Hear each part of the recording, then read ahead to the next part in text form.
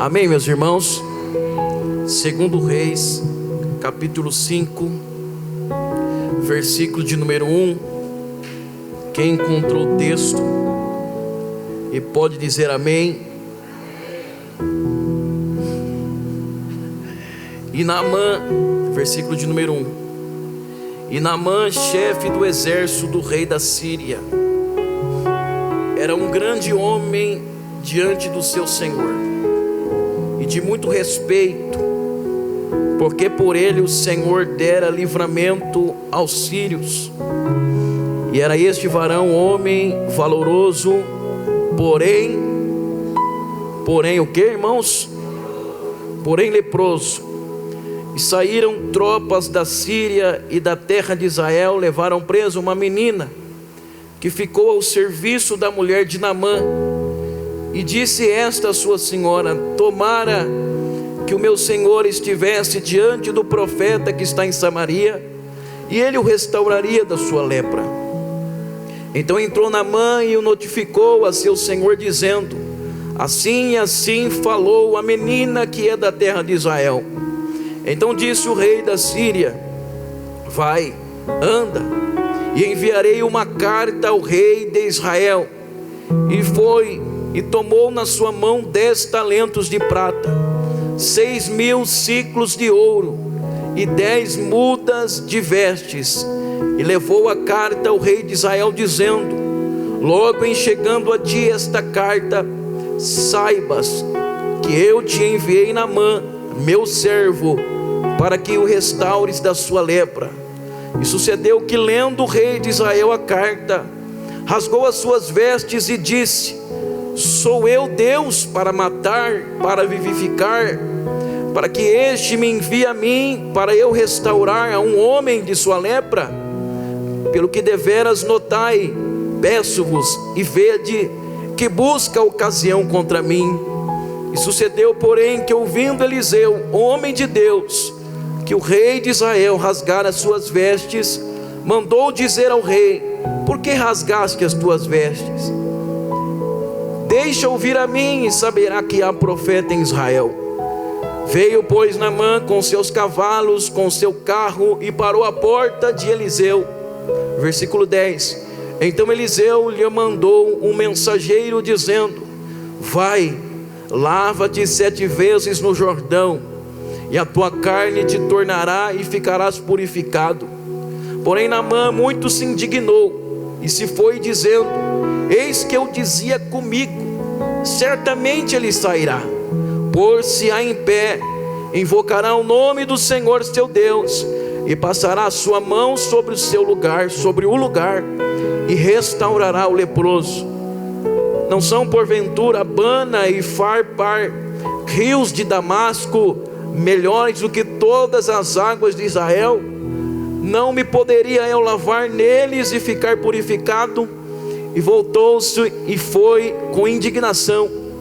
Então chegaram-se a ele os seus servos e lhe falaram e disseram: meu pai, se o profeta te dissesse, meu pai, se o profeta te dissera alguma coisa grande, porventura não a farias? Quanto mais dizendo-te ele: lava-te e ficarás purificado. Versículo 14, último versículo. Então desceu e mergulhou no Jordão 7 vezes, conforme a palavra do homem de Deus, e a sua carne tornou como a carne de um menino, e ficou purificado. Feche seus olhos, vamos orar. Senhor nosso Deus e nosso Pai, nós louvamos a Teu nome por esse privilégio de estarmos em torno de Sua palavra. Espírito Santo de Deus, fala conosco de uma forma poderosa, porque eu sei que todos nós que aqui estamos precisamos ouvir o Teu falar, Senhor. Senhor, abra os nossos ouvidos agora, quebranta os nossos corações, para que nada neste momento seja mais importante do que ouvir a Tua voz. Eu não quero falar nada de mim, Senhor, eu quero falar dirigido pelo Teu Espírito Santo. Deus, Tu és o Deus da igreja, e em Ti nós confiamos, ó Pai, Estamos aqui, Senhor, prontos para ouvir a Tua voz. Em nome de Jesus. Amém. E graças a Deus. Fala, Jesus querido. Cante isso. Fala-me hoje sim. Mostra-me tua bondade. Fica ao pé de mim, meu coração aberto está pra tua voz ouvir. Enche-me de louvores e gozo pra te servir. Toda a igreja, fala-me suavemente, fala com muito amor, vencedor para sempre. Livre-te-ei de pôr,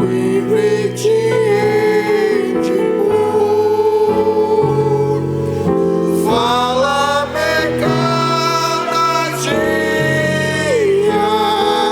sempre eterno dor. Ouvir tua voz eu quero, ouvir tua voz eu quero,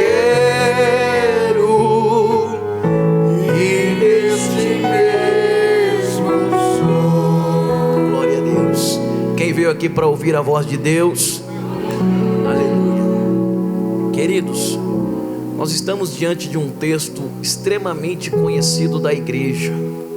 A história do comandante, do chefe do exército da Síria, chamado Naamã. Qual era o nome dele? Naamã. A Bíblia vai dizer que Naamã, e seu nome significa amabilidade, aquele que ama.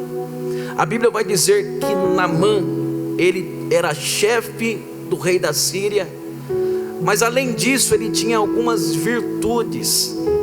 A Bíblia fala que ele era também um grande homem, respeitado pelo seu Senhor e também respeitado por toda a população, o povo da Síria. Observe que este não era um homem que tinha apenas títulos, mas tinha também virtudes. Porque é bem verdade que se alguém pergunta a qualquer pessoa: quem é você? Muito provavelmente a pessoa tem mais facilidade de dizer de seus títulos do que de quem verdadeiramente ela é, verdade? Se alguém talvez perguntasse, por exemplo, a Naamã, quem é você? Ele diria: eu sou o comandante do exército da Síria. Só que Naamã não era um homem que tinha apenas o seu título, ele tinha também virtudes. Virtudes diz respeito a quem nós somos, as características interiores, e não apenas títulos. Porque título é importante, todavia mais importante do que título é ter virtudes, ter caráter, ter virtudes. Só que a Bíblia vai dizer que este homem era comandante do exército da Síria, um grande homem para o seu Senhor, um homem respeitado para o povo da Síria, porém ele era leproso. Do que valia o seu título? Do que valia agora todo o seu prestígio social, se dentro de casa aquele homem era um leproso? Fora de casa ele vestia a sua armadura, a sua patente, as suas condecorações, e fora de casa era respeitado por todos. Mas quando ele chegava dentro de casa, tirava a sua farda, tirava a sua roupa e revelava quem ele verdadeiramente era, o que a sua família via era um leproso. E todos nós sabemos, irmãos e irmãs, que um leproso, levado às últimas consequências, ele teria de ser isolado numa aldeia de leprosos, ou então um leprosário. A longo prazo, aquele homem seria isolado não somente da sua família, mas também isolado de toda a sociedade, num lugar chamado leprosário, à espera da morte. O destino de Naamã era a morte. O destino de Naamã era o quê? Porque ele tinha uma doença contagiosa, infecto-contagiosa, e uma doença letal, irreversível, porque na época não havia recursos médicos para o tratamento da hanseníase. Ou seja, ele já estava no aguardo, à espera de notícias cada vez piores, de piora.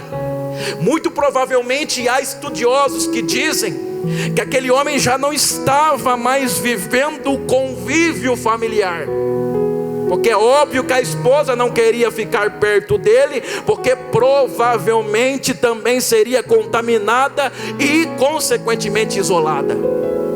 Se tivesse filhos, a Bíblia não relata, mas se tivesse filhos, os seus filhos já não estavam mais em contato com ele, porque eles também tinham que se isolar do pai que era leproso. A história daquele homem estava fadada à derrota. Agora eu quero que você preste atenção.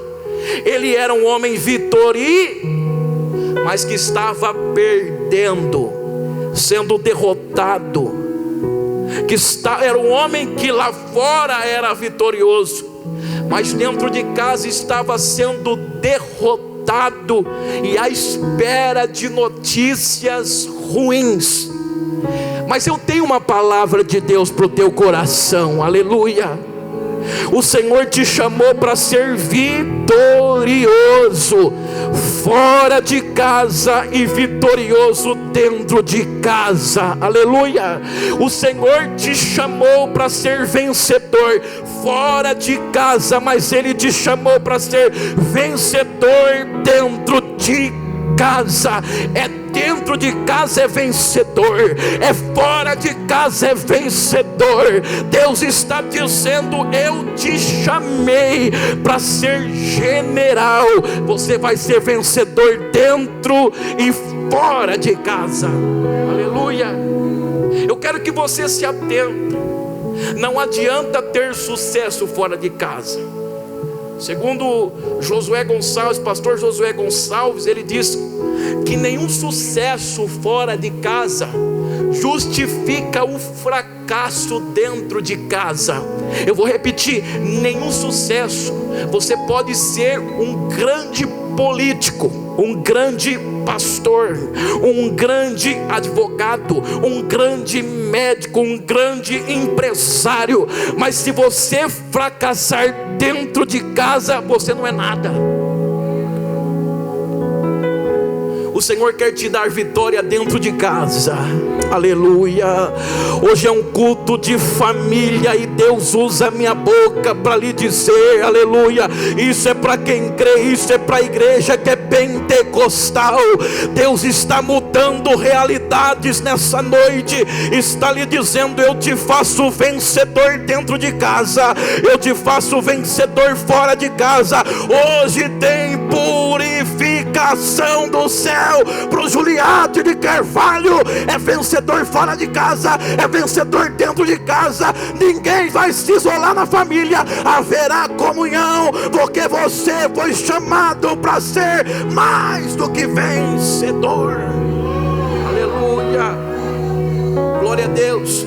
Quantos se lembram da história do endemoniado de Gadara, que vivia nos sepulcros? Vivia onde?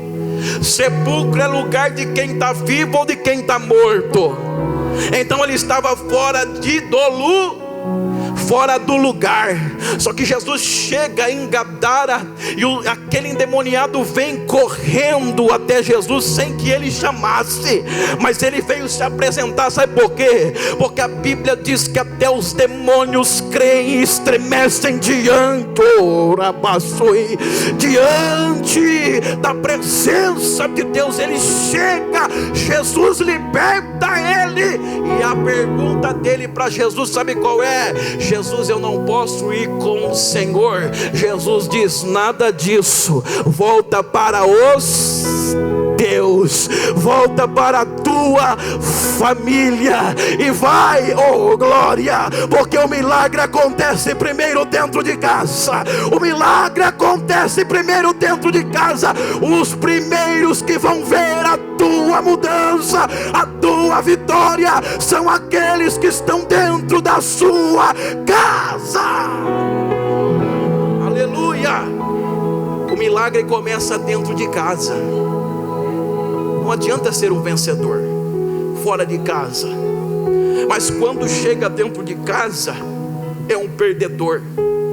O filho não dá crédito, a esposa não acredita na palavra, os filhos desconfiam, a esposa desconfia. É um perdedor dentro de casa. Mas Jesus está me trazendo aqui com essa palavra para dizer: hoje é noite de purificação. Hoje é, oh aleluia, hoje o Rio Jordão está aberto aqui para quem quiser mergulhar, encher-se do Espírito Santo nessa noite para ser purificado. Glória.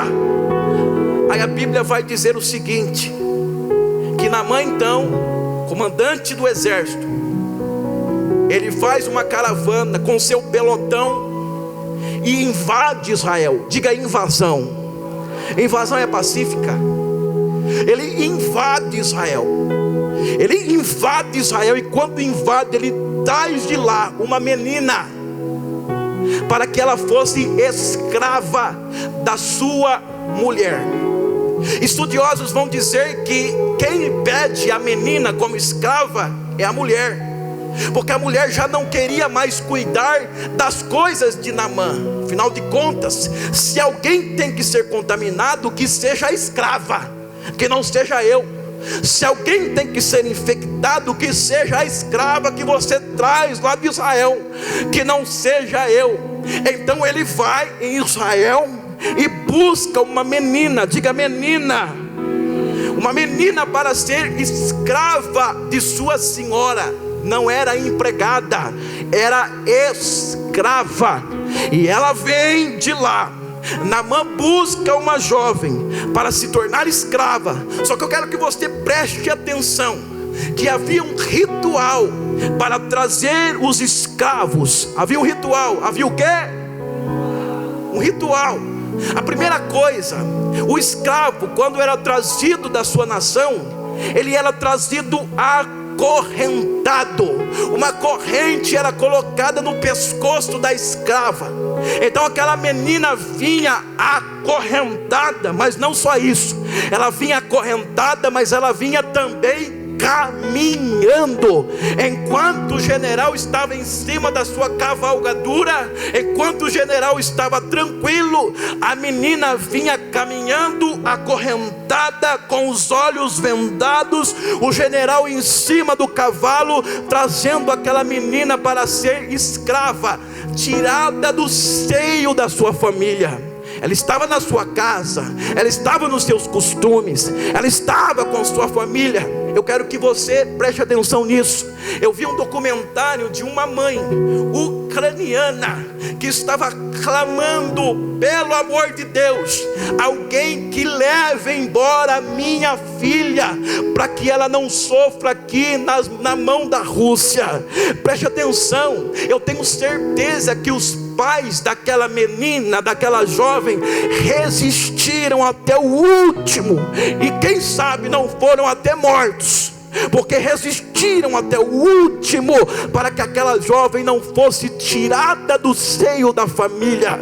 Mas aquela jovem foi escolhida, e ela tinha aproximadamente, segundo os estudiosos, cerca de 12 a 15 anos, tão novinha, sendo tirada da sua família, levada acorrentada, a pé, com os olhos vendados, sendo vergonha quando ela chegasse na terra da Síria. Só que eu quero lhe dizer uma coisa muito importante.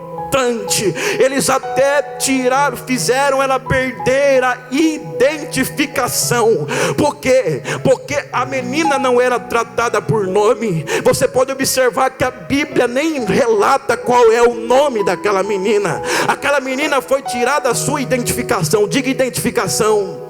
Aquela jovem foi tirada da sua família. Diga sua família. Aquela jovem não tinha liberdade de prestar culto, de exercer sua religião. Ela era tratada como coisa, mas ninguém tirou daquela menina a convicção do Deus a quem ela servia. Eu não sei, oh glória, eu não sei a circunstância que você está vivendo, mas o meu Deus usa a minha boca para lhe dizer: não perca a convicção de quem você é na presença de Deus e de quem é o Deus que você serve. Ele é maior do que todas as circunstâncias adversas. Ele é maior do que todas as circunstâncias adversas. Maior é o Deus que está conosco do que o que está no mundo. Aleluia. Aquela menina era vista como coisa, diga coisa, diante dos homens. Mas não importa quem nós somos diante dos homens, importa quem nós somos diante de...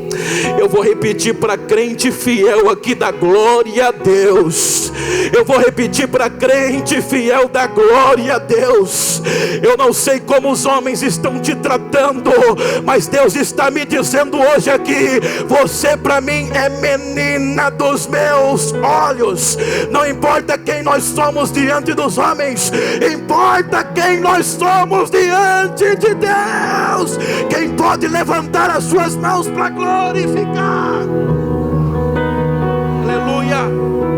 Afinal de contas, o apóstolo Paulo vai dizer lá na sua carta de 1 Coríntios capítulo 7 o seguinte: se você era escravo quando o Senhor te chamou, agora você é livre no Senhor. E se você era livre quando o Senhor te chamou, agora você é escravo. Sabe por quê? Nós podemos ser escravos para os homens, mas para Deus nós somos livres, porque se o Filho vos libertar, verdadeiramente sereis livres. Aleluia. Mas eu era livre, fica tranquilo. Agora você é escravo de Cristo, por amor, aleluia. Não importa a tua circunstância, aleluia. Deus está pregando minha boca aqui agora. O Satanás pode estar tentando te aprisionar, aleluia. Alguém pode até querer parar o seu corpo, a doença pode até querer parar o seu corpo, mas Deus está dizendo: o seu corpo espiritual se renova de dia em dia. Receba renovo de Deus. Aleluia. Quantos livres nós temos aqui na casa do Senhor? Quem é livre, glorifica o nome de Jesus.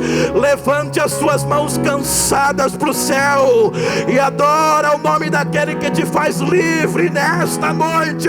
Nós somos pentecostais, a gente gosta de glória a Deus. Quem é livre, levanta as mãos e glorifica Jesus. Uma grande lição que nós aprendemos com essa menina.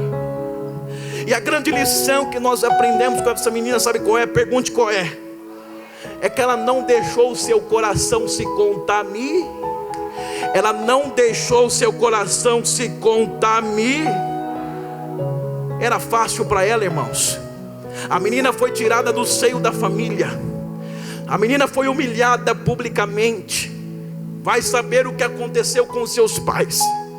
Mas mesmo assim ela cuidou de seu coração. Aleluia. Sabe por quê? A Bíblia diz assim, irmãos, lá em Hebreus capítulo 12, versículo 15, a Bíblia vai dizer assim: cuide que ninguém se prive da graça de Deus, e de que nenhuma raiz de amargura brotando vos perturbe. Eu vou repetir: nenhuma raiz de amargura brotando vos perturbe e contamine a muitos. Eu vou lhe dizer uma coisa: tem muito crente que deixou a raiz de amargura brotar no coração.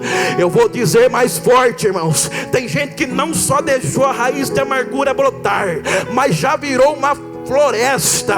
A pessoa está acordando com amargura, comendo com amargura, tomando café com amargura, dormindo com amargura, pensando naquilo que fizeram para ela. Mas hoje Deus está dizendo: não permita que isso te prive da graça de Deus. Nenhuma raiz de amargura vai te perturbar mais. Hoje Deus está curando o teu coração. Oh glória! E a paz de Deus, que excede todo entendimento, guardará os vossos corações e os vossos sentimentos em Cristo Jesus. Deus hoje está sendo guarda do teu coração. Hoje Deus está guardando o seu sentimento, porque a raiz de amargura não vai te perturbar. Aleluia. Aquela menina não permitiu que a raiz de amargura brotasse em seu coração, embora ela tivesse muitas razões para isso, embora ela tivesse várias razões para que a raiz de amargura brotasse em seu coração e ela ficasse perturbada com isso. Mas ela era uma moça inteligente, era uma moça crente, uma moça que cria no Senhor Deus. Então ela não permitiu que o ressentimento inundasse o seu coração. O que é ressentimento? Ressentimento é sentir de novo. É sentir de novo. Você um dia foi prejudicado por alguém. Quem me ouve diz amém. Você um dia foi prejudicado por alguém, só que você deixou a raiz de amargura brotar em seu coração. E amargura é mais ou menos assim. Tem um ditado que diz: amargura é você tomar o veneno e querer que a outra pessoa morra. Vou repetir isso aí: amargura é você tomar o veneno desejando que a outra pessoa morra, mas não é a outra pessoa que está morrendo. Aquele que te fez o dano está até vivendo e vivendo bem. Quem está morrendo é você, porque você continua com ressentimento. Que é isso? Sentindo de novo. É como eu já disse: você toma o café e sente a dor do dia que a pessoa te fez o mal. Você vai comer o almoço e sente a dor do dia que a pessoa te fez o mal. Você vai fazer alguma atividade, vai até passear, mas você sente a dor daquele dia que a pessoa te prejudicou. Deus está dizendo: não fica sentindo de novo não. Não fica sentindo de novo não. Guarda o seu coração, porque dele procede as fontes da vida. É do coração que saem as fontes da vida. Se você quer vida, guarda o teu coração. Aleluia. Eu fico olhando. Às vezes tem pessoas que têm até bastante recurso. São pessoas pessoas abastadas, pessoas fartas, cheias, pessoas que têm muito recurso, mas a pessoa não vive bem, não vive tranquilo, não vive alegre. Sabe por quê, irmãos? A pessoa perdeu o prazer na vida. E sabe por quê? Porque o coração dela está contaminado. Ora, não é essa história que nós estamos vendo? Um Naamã com o coração contaminado, mas uma jovem escrava com o coração livre.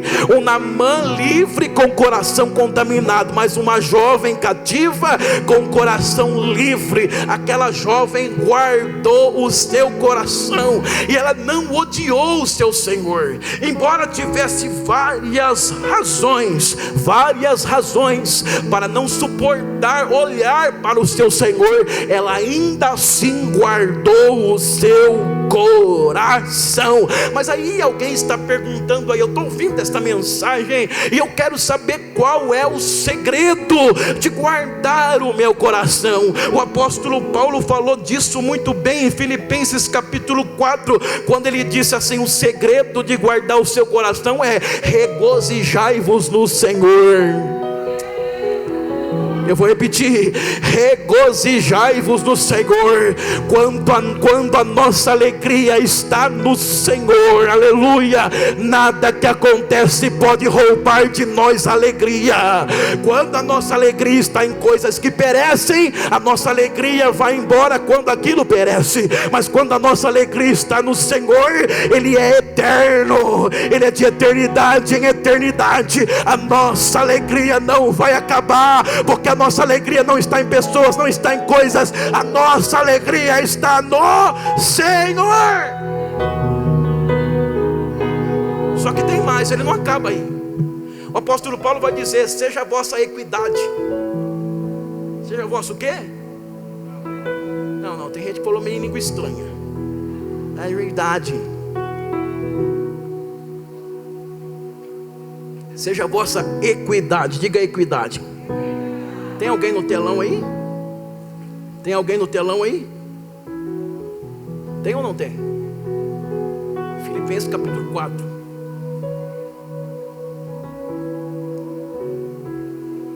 A partir do versículo 4.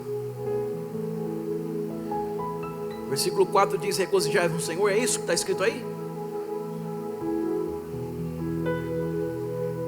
Filipenses capítulo 4. Vamos lá.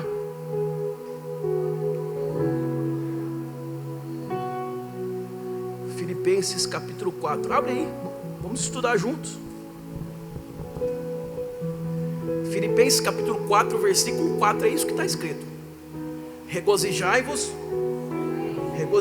sempre no... Aí o versículo 5 diz o quê? O versículo 5 diz o quê? Diga equidade. Diga mais forte: equidade. Equidade é um amor que excede a lei. Eu vou repetir: seja a vossa equidade notória a todos os homens.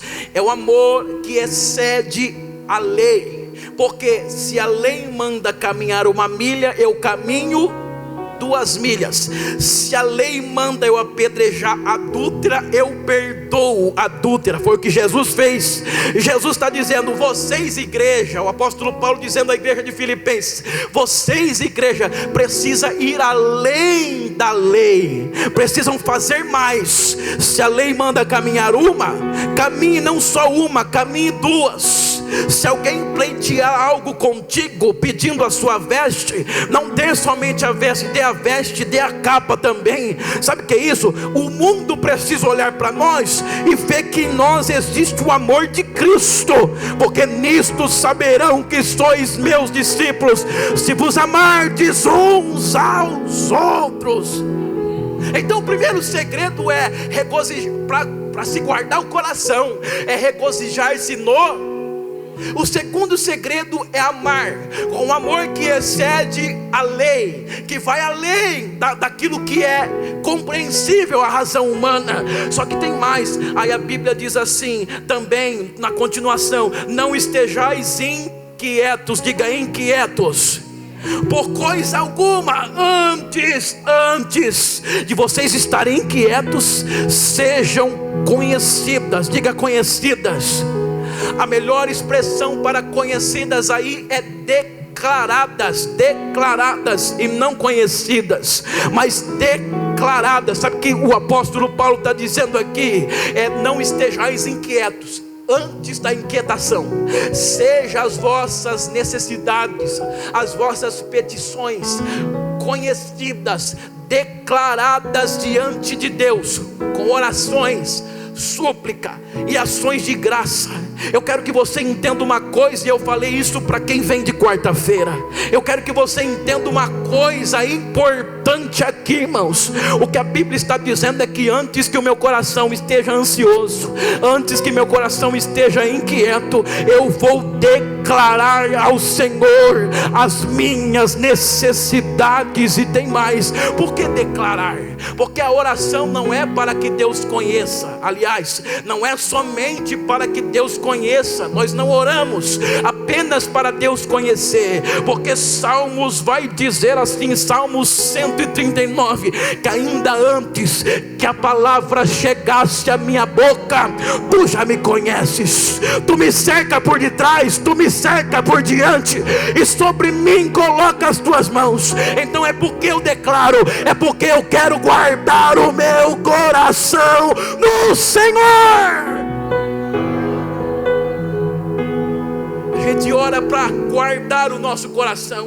Você pode observar que isso é tão verdade, que aí o apóstolo Paulo vai dizer: e a paz de Deus, que excede todo entendimento, guardará os vossos corações e os vossos sentimentos em Cristo Jesus. Sabe o que é paz que excede todo entendimento? Era o que aquela garota estava vivendo na casa de Naamã. Ela não poderia ter paz. Pela nossa compreensão, pela nossa razão, como é que aquela jovem teria paz na casa do seu arco-inimigo? Como é que ela teria paz na casa daquele que acabou com a sua família? Como é que ela teria paz naquela circunstância? Só que ela tinha qual? A paz que excede toda compreensão humana.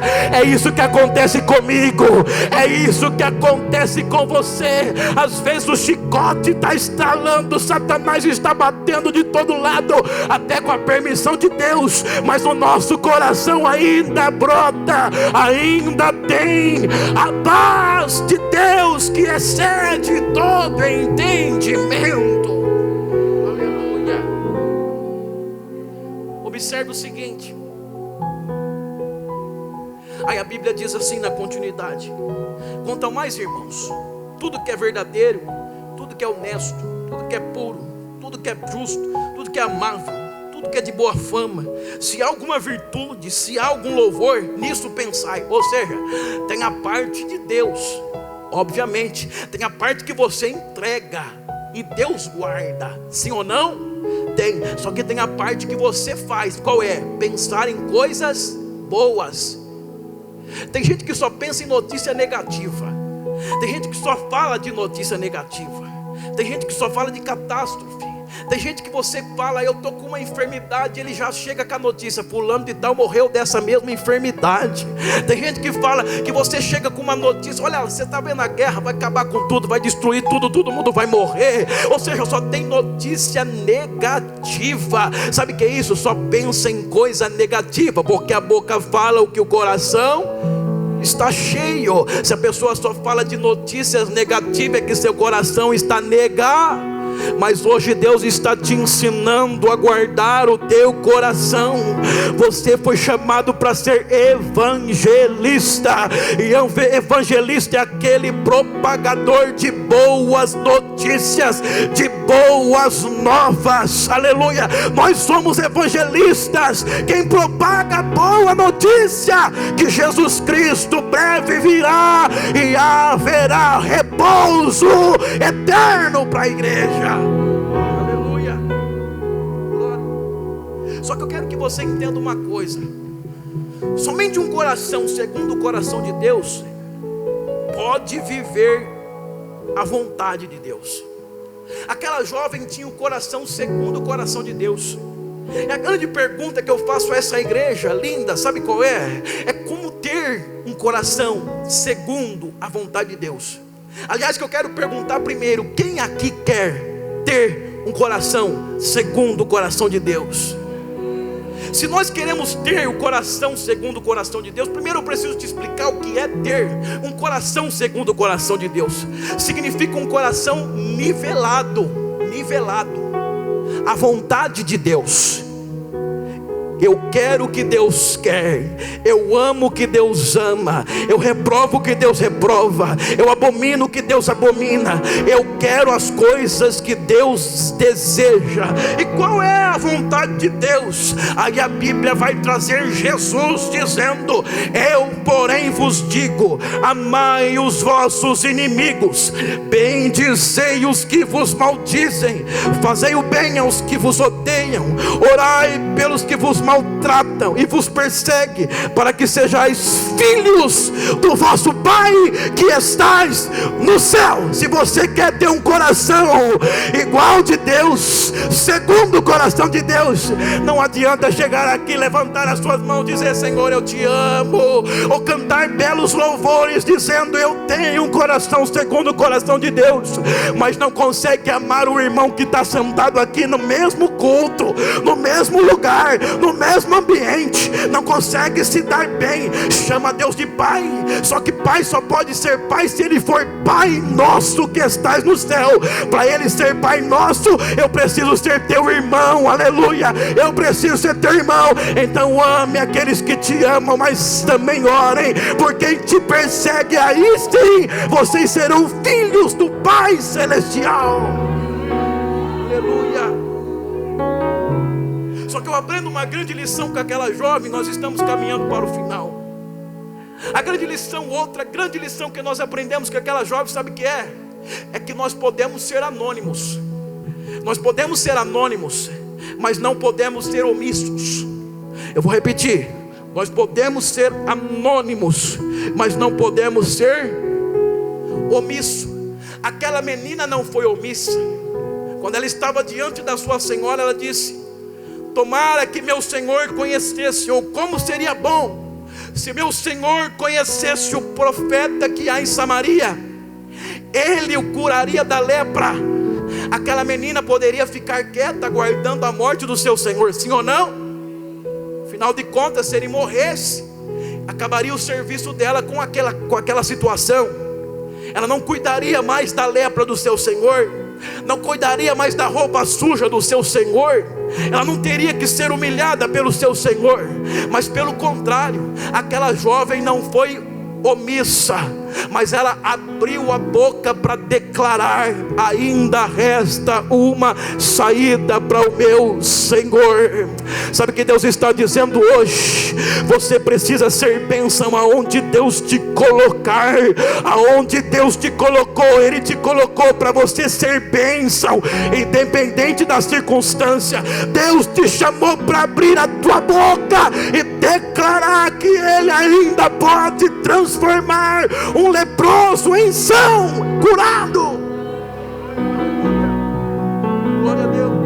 Mas eu fico vendo a nossa geração, uma geração que gosta de ser secreta, uma geração que tem vergonha de ser crente. Isso me preocupa bastante, principalmente jovens. Tem vergonha de dizer que é crente, tem vergonha de demonstrar que é cristão. Eu fico bobo de ver isso, meu irmão. Quem é espírita não tem vergonha de falar que é espírita. Quem é católico não tem vergonha de falar que é católico. Quem é da Umbanda fala com gosto que é da Umbanda. Só que aí quando você vai pro crente, o crente tem vergonha de falar que é crente. Eu não estou conseguindo entender uma coisa dessa, irmão. Irmão, o nosso Deus é real, é verdadeiro, e nós precisamos declarar quem nós somos, quem verdadeiramente nós somos. Eu tive uma experiência que me marcou muito esse final de semana passada. Eu fui pregar num evento, numa outra igreja, numa outra denominação, não é a Assembleia de Deus. E ao final da ministração, eles nos levaram para jantar, e foram alguns irmãos ali, num ambiente aberto a todo o público, não era só para crente não. Chegado lá, nós pedimos a refeição, todo mundo pediu, esperou todo mundo pegar a refeição, e naquele lugar, o povo esperou o pastor da igreja e falou assim: agora pastor, vamos orar. E aí eles deram graças a Deus, fizeram oração, deram graças. E eu me lembro que a mulher que ia servir, a garçonete, chegou e ela foi gritar o nome do prato, mas ela viu que nós estávamos orando. E quando nós terminamos de orar, ela disse: me perdoa, porque eu invadi o vosso espaço, a vossa expressão, a vossa fé, o vosso cristianismo. Só que eu vou lhe dizer uma coisa: eu tenho certeza que naquele lugar todos ficaram impactados, porque nós revelamos o nosso. Não é ser fanático, não. Eu estou dizendo é ser crente.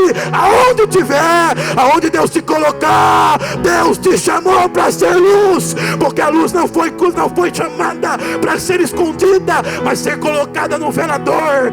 O Senhor quer que a nossa luz brilhe diante dos homens, para que vejam as nossas boas obras e creia que Ele é Deus.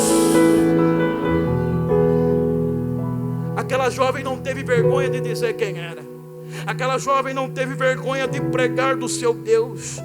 Aquela jovem não teve vergonha de falar que ela servia a um Deus e que na sua terra tinha profeta. Ela disse: não, lá na minha terra tem profeta, e se meu Senhor quiser, Ele pode ir lá que ele vai ser curado. Eu vou lhe dizer uma coisa bem forte. Perguntaram a um pastor: pastor, se a igreja fosse perseguida, ela seria mais fiel? Preste atenção nisso. Se a igreja fosse perseguida, né? Tem gente que diz assim: quando a igreja for perseguida, ela será fiel. Aí perguntaram a esse pastor veterano: se a igreja for perseguida, ela vai ser fiel, ou ela vai ser mais fiel? Ele respondeu: não, se ela fosse fiel, ela seria perseguida. Eu vou repetir que você vai pegar isso. Se ela fosse fiel, ela seria perseguida. Agora não, nós estamos em amizade. A Bíblia diz que quem faz amizade com o mundo torna-se inimigo de Deus. Aleluia, Deus está falando aqui hoje. O Espírito da verdade está pregando hoje aqui e dizendo: seja fiel e suporte a perseguição. Seja fiel e suporte a afronta. Seja fiel e suporte os desafios. Seja fiel, que teu Deus não vai te envergonhar diante dos homens. Mas a Bíblia diz assim, e é Ele mesmo que diz: se vocês se envergonharem de mim diante dos homens, eu me envergonharei de vocês diante do meu Pai. Então a pergunta é: não se envergonhe diante dos homens, que Ele terá vergonha de ti. Aleluia, aleluia. Aquela menina não hesitou. Aquela menina sabia que ela tinha o remédio. Aquela menina sabia que ela tinha a solução para o seu Senhor. Ela portava algo que era poderoso, e o que ela portava era a palavra. É por isso que o apóstolo Paulo, e eu amo esse versículo, sempre estou citando das minhas ministrações. É por isso que o apóstolo Paulo vai dizer em Romanos capítulo 1, versículo 16: porque eu não me envergonho do Evangelho, porque eu não me envergonho do Evangelho, pois ele é o poder de Deus para a salvação de todo aquele que crê. Eu vou repetir: eu não me envergonho do Evangelho, eu não me envergonho. Aliás, eu tenho o poder de Deus, que é salvação para todo aquele que crê. Eu não me envergonho do Evangelho. Eu já disse aqui aos irmãos que a palavra poder de Deus que aparece nesse texto vem do grego dunamis, e observe, vem da mesma raiz etimológica da palavra dinamite. Ou seja, se eu trouxer aqui uma dinamite, ativá-la e jogá-la diante dos irmãos, se eu trouxer aqui uma dinamite, ativá-la e jogar diante dos irmãos, quando ela explodir, as coisas ficarão do jeito que estão, sim ou não? As coisas ficarão do jeito que estão, sim ou não? Sabe o que é que aquela jovem fez? Ela ativou a dinamite e jogou lá naquela casa, e aí a história mudou. Deus está dizendo: leva o Evangelho para a tua casa, leva o Evangelho para a tua família, ative a dinamite lá na tua casa. E existe uma palavra do céu para quem crê nessa noite: e as coisas nunca mais ficarão do jeito que estavam. Ative a dinamite chamada Evangelho nessa noite. Agora eu fico vendo. Nós somos chamados para ser propagadores de boas novas. E nós portamos as boas novas, que é o Evangelho. Quem eram os evangelistas no período do Império Romano? Evangelistas eram aqueles informantes que estavam na guerra. E quando o Império Romano tinha vitória, depois de longos dias de batalha, às vezes meses, longos períodos, o evangelista voltava para a cidade, dizendo ao povo: eu tenho boas notícias, nós vencemos a guerra. Aí a família daquele soldado, daquele oficial que foi para a guerra, se alegrava, porque a nação foi vitoriosa. O que é evangelista? Evangelista é aquele que traz boas notícias. Qual é a notícia? O meu Jesus venceu a batalha, Ele venceu a morte, Ele venceu o pecado, Ele venceu todas as coisas para que tivesse vida. Nós temos uma boa notícia. Então espalhe a boa notícia onde Deus te plantar. Espalhe a boa notícia do Evangelho. Aleluia. Aí quando o pecador entra em contato com o Evangelho, ele tem duas alternativas. Quantas alternativas eu falei? Ele pode responder negativamente: não quero, e continuar no seu orgulho, e continuar se sabotando, vivendo uma vida se sabotando. Como também ele pode dizer: eu aceito, confessar os seus pecados. E a Bíblia diz que aquele que confessa os seus pecados, Deus é fiel e justo para perdoar de todos os pecados. E não só isso, aí a Bíblia vai dizer também: e Ele vai nos purificar de qualquer injustiça. Perdoar é uma coisa, mas pecados deixa trauma, pecados deixa lesões, pecados deixa problemas. Só que Jesus não somente perdoa, Ele perdoa e purifica. Ele perdoa e purifica. Aleluia. Eu vou repetir que isso aqui precisa causar pelo menos uma alegria no teu coração. Ele não só perdoa, mas Ele restaura. Ele não só perdoa, mas Ele também te faz de novo. Ele não só perdoa, mas Ele também te purifica de toda injustiça. Aleluia. Você pode observar que aquela menina era pregadora anônima, sim ou não? Sabe o que é ser anônimo? Não saber o seu nome, não conhecer seu nome. Aquela pregadora era uma pregadora anônima, que ninguém sabia o seu nome. Nós não sabemos até hoje. Nós lemos o texto, falamos, pregamos da menina, mas não sabemos o seu. Mas na verdade isso não importa.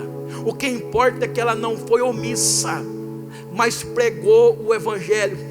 Sabe que Deus está precisando, está contando nesses últimos dias de pregadores anônimos. São tantos pregadores querendo renome, são tantos pregadores querendo ser reconhecido por todos. Estão preocupados com a performance, estão preocupados se vai ter ibope, se vai ter reconhecimento, se vai ter algum recurso, se vai ter alguma resposta positiva. Mas Deus está dizendo: não, o que eu quero é pregadores fiéis, não é pregadores renomados. O que Ele quer é pregador fiel. O que eu e você precisamos ser é fiéis. Sabe por quê? O apóstolo Paulo diz assim a Timóteo: confia estas palavras, confia o Evangelho, confia o que você aprendeu a homens fiéis, homens que sejam fiéis. Não é homens que sejam conhecidos, não é homem que tenha renome, é homens que sejam fiéis. Deus está gerando uma geração de pregadores fiéis da palavra de Deus, ainda que sejam anônimos. Você quer ver uma verdade que eu vou te apresentar agora? Quem se lembra da história da mulher do fluxo de sangue diz amém. A Bíblia diz que quando ela ouviu falar de Jesus, ela saiu do seu lugar e foi até Jesus dizendo: se eu tão somente tocar, eu serei curada. Mas a grande verdade nesse texto, sabe qual é? Se ela ouviu falar de Jesus, ela era uma mulher considerada imunda, que deveria ser também isolada da sociedade. Mas se ela ouviu é porque alguém E qual era o nome da pessoa? Ninguém sabe, meu irmão, só que aquele era fiel, aquela era fiel. E Deus está dizendo nessa noite: eu estou em busca de pessoas fiéis que preguem o Evangelho. Aleluia, aleluia. E para encerrar, eu encerro aqui. Na verdade, tem muita coisa para dizer, mas nosso horário já foi. A história mostra uma jovem que saiu do seio da sua família. Que saiu da onde? E agora estava vivendo isoladamente, numa terra estranha, um povo estranho, sob o jugo de um senhor estranho. Só que algo que nós conseguimos extrair do texto muito importante: nós não sabemos nem o nome da menina, tampouco o nome de seus pais, tampouco o nome de seus. Só que eu tenho que lhe dizer uma coisa: os pais daquela menina lhe ensinaram a ela ser temente a. Só que eles estavam presentes, eles estavam talvez até mortos, sim ou não? Agora a grande pergunta é: você tem criado o seu filho para temer a Deus na sua ausência? É culto da família, sim ou não? Você tem criado o seu filho para temer ao Senhor quando você não estiver mais aqui? Existe uma frase que diz assim: se os pais, preste atenção nisso, se os pais têm criado seus filhos para serem médicos, advogados, esportistas, músicos, etc., mas não criaram para honrar e obedecer a Deus, eles fracassaram. Eu vou repetir: se você criou seu filho para ser médico, para ser advogado, para ser engenheiro, para ser um bom músico, para ser esportista, para ser tantas outras coisas, um político, para ser qualquer coisa, mas não o criou para temer a Deus, nós fracassamos. A palavra de Deus para nós é justamente essa. É a palavra de Deus a Ezequias: assim diz o Senhor: põe a tua casa em ordem, porque certamente morrerás e não viverás. Aleluia. O Senhor está dizendo: você está preparando o seu filho para o dia que você faltar, para o dia que você não estiver mais tutelando ele. Será que você está criando o seu filho para temer ao Senhor diante de notícias catastróficas, na sua ausência? Sabe por quê, irmãos? Nós temos uma característica. Eu fechei a Bíblia. Nós somos seres, nós temos uma característica geracional. Diga geracional. Sabe o que é isso? Eu falei isso para as irmãs do Círculo de Oração numa oportunidade. A característica geracional é a seguinte: uma geração gera a outra geração. Sim ou não? Sim ou não? Então o sucesso ou o fracasso de uma geração, a responsabilidade é da geração anterior. Ora, isso eu encontro respaldo bíblico para lhe dizer. Quando você vai para Gênesis 37, eu encerrei a mensagem. Quando você vai para Gênesis 37, você observa que Gênesis 37 fala da história de José. A história de quem? De José. Só que a Bíblia começa dizendo assim: e Jacó habitou na terra de seus pais, das peregrinações de seu pai, na terra de Canaã. Espera aí, a história era de quem? Só que a história nunca começa em nós, e também nunca termina em nós. Tem gente que se sente muito estrela, mas eu vou lhe dizer uma coisa: se Jesus não voltar, vai ter muita história ainda para acontecer depois de você. Jesus não veio até agora, muita história aconteceu antes de você. Então nós somos geracionais. A nossa história não começou em nós, e a nossa história não vai terminar em nós, porque nós fomos gerados pela geração anterior, e nós estamos gerando. Agora a grande pergunta é: o que é que nós estamos gerando? A Bíblia diz assim, que Adão, quando tinha 120 anos, quando tinha quantos anos? Quando completou, aliás, 130 anos, gerou um filho, segundo a sua imagem e a sua semelhança. Os irmãos sabem muito bem que semelhança fala de características abstratas, fala de virtudes, valores, coisas internas, moral. Então, se Adão gerou um filho segundo a sua moral, segundo os seus atributos internos, seus valores internos, é porque ele era responsável pela próxima geração, a geração de seu filho. Sim ou não? Nós dizemos muito que essa geração não busca batismo com o Espírito Santo, não é verdade? Só que eu ouvi um pastor veterano, eu não lembro agora se era o pastor Natanael ou se era o pastor Carmo, mas um desses dois, falando na sede assim: irmãos, se a próxima geração não está buscando o batismo com o Espírito Santo, a culpa é nossa que não falamos mais em língua estranha. Se a próxima geração não está buscando o Espírito Santo, a culpa é de nós que não estamos falando mais em língua estranha. Não adianta culpar a pedra, não adianta dizer a culpa é da pedra ou a culpa é dele mesmo. É claro que eu estou falando em características gerais. Tem pais que criaram seus filhos muito bem, e os seus filhos não respeitaram e não seguiram os caminhos. Mas eu estou falando geração, de forma geral.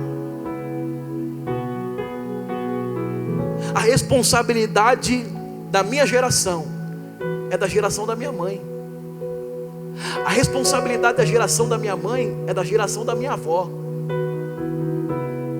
Agora a grande pergunta é, a grande questão é: os pais anônimos daquela menina anônima, criou ela para temer a Deus em terra estranha?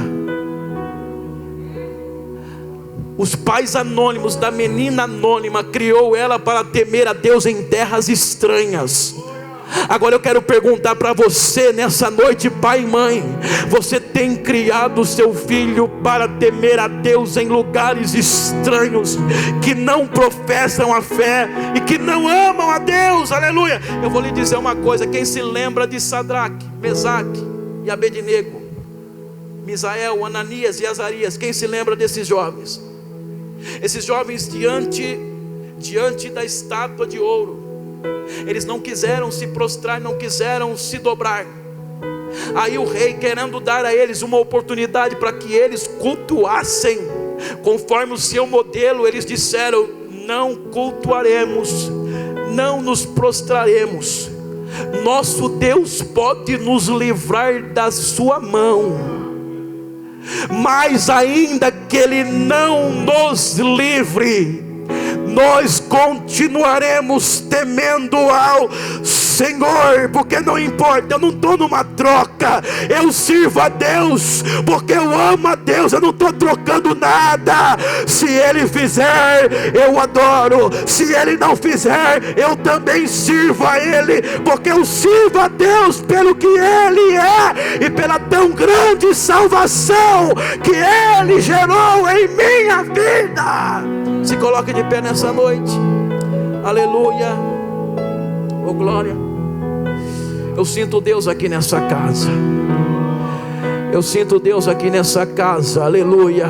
Oh glória, glória, glória, glória. Você pode glorificar a Jesus.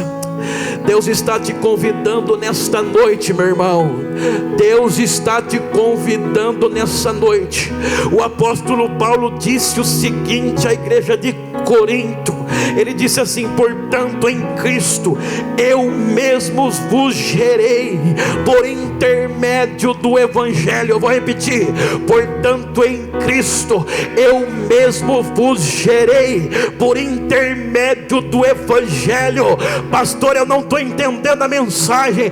Deus está hoje convocando os pais para gerar de novo os seus filhos, mas não é mais para gerar no seu ventre, é para gerar em Cristo por meio do Evangelho. É para gerar em Cristo por meio do Evangelho. Quem vai gerar nessa noite?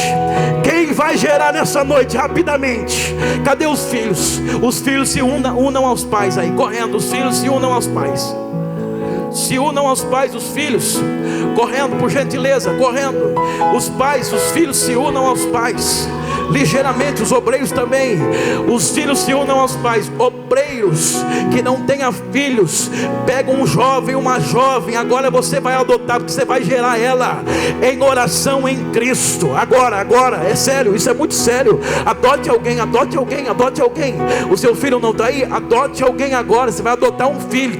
Tem jovens aí que estão sem alguém para orar. Você vai gerar agora em Cristo. Nós vamos orar, só que você vai orar com imposição de mãos. Coloque a mão você não colocou o seu filho, agora é a tua oportunidade. Coloca a mão sobre a cabeça dele, e você vai agora interceder por ele. Interceder. Ó pais, tem filhos aqui, ó. Tem filhos aqui, pais, Marli, João, tem filhos aqui, ó. Tem filhos aqui. Olha só, tem muita gente aí. Pai, você não é pai dele, mas gera ele agora em Cristo. Começa a orar por ele, começa a orar por ela. Ela tem Vinícius ali, vamos lá, correndo. Aleluia, vamos orar. Vem para cá, meu filho, vem para cá, minha esposa. Aleluia, oh glória a Deus, aleluia. Agora é tempo de você gerar de novo, aleluia, glória a Deus, aleluia. Vamos orar com imposição de mão. Você vai abençoar o teu filho. Você precisa que teu filho seja uma bênção. Você precisa que seu filho alcance vitória.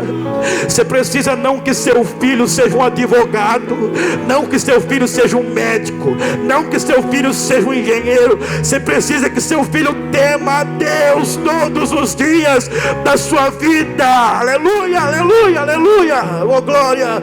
Vamos orar. Senhor nosso Deus e nosso Pai, nós nesse ato de fé, nós estamos orando, Jesus. Nós estamos orando, Senhor Jesus, pela vida dos nossos filhos. Nós estamos orando pela vida dos nossos filhos, Senhor. Os filhos que estão presentes, os filhos que estão distantes. Nós estamos orando, Jesus Cristo, clamando. Senhor, nós queremos gerá-los no Teu Evangelho, gerá-los em Cristo. Nós queremos gerá-los de novo, Senhor. Nós queremos gerá-los de novo, gerá-los em Cristo. Oh Senhor, não permita que Satanás, Senhor, não permita que Satanás traga a vida dos nossos filhos. Não permita que Satanás venha destruir aquilo que nós estamos gerando em Cristo. Não permita que o diabo venha tirar a alegria da nossa casa. Não permita que Satanás venha tirar, Senhor, a alegria da nossa casa. Em nome de Jesus Cristo, nós geramos filhos para o Senhor. Nós geramos filhos para Ti, Senhor. Nós geramos filhos para o Senhor e não para o mundo. Nós geramos filhos para o Senhor e não para o diabo. Nós geramos filhos para Ti e não para Satanás. Senhor, toma conta dos nossos filhos. Toma conta dos nossos filhos. Toma conta dos nossos filhos. Toma conta dos nossos filhos. Toma conta, Senhor, dos nossos filhos, em nome de Jesus. Aleluia, ó Deus, em nome de Jesus Cristo, vai visitando o filho que está afastado. Vai visitando, Senhor, o filho que está afastado, Senhor, o filho que saiu da presença de Deus, e essa mulher orou muito por ele, e esse homem orou muito por ela, Senhor. E nós oramos por aqueles que não estão na tua presença. Oh Senhor, nós acreditamos nesse ato de fé, nós acreditamos nesse ato de fé, nós acreditamos que o Senhor cuida da nossa família, nós acreditamos que o Senhor é o Deus que vai fazer os nossos filhos temerem a Deus ainda na nossa ausência, em nome de Jesus, em nome de Jesus, em nome de Jesus, em nome de Jesus, em nome de Jesus Cristo. Senhor, cuida da nossa família, cuida da nossa, vai banda, vamos, Senhor Jesus Cristo, cuida da nossa casa, Senhor. Nós te pedimos a tua graça, nós te pedimos a tua bênção, nós te pedimos a tua unção, nós te pedimos em nome de Jesus Cristo. Ajuda os nossos filhos, ajuda a próxima geração, ajude a próxima geração, ajude essa geração, ajude essa geração. Abrace teu filho agora e cante com ele. E teus filhos e os filhos, que a bênção, convida, que a bênção se derrame, profetiza, gerações, tua família e teus filhos e os filhos dos teus filhos, que a bênção se derrame até 1000 gerações, tua família e teus filhos e os filhos. Declare que a bênção se derrame até 1000 gerações, tua família, vida, e os filhos, Deus, continua. Tua presença te acompanhe por detrás, por diante, do teu lado, e em ti é contigo. Amém. Vamos lá, declare. Amém. Declare isso.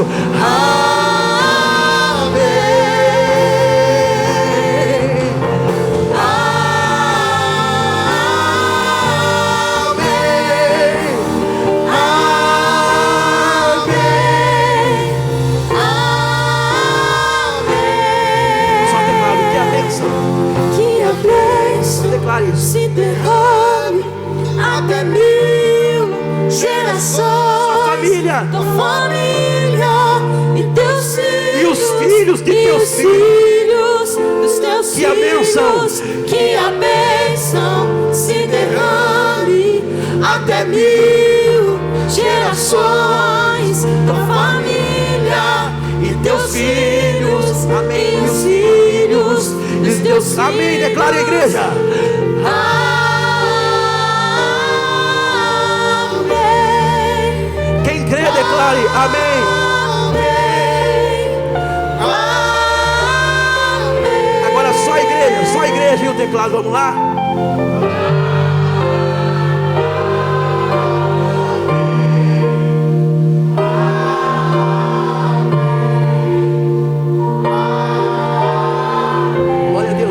Creem nessa palavra e podem glorificar o nome do Senhor Jesus.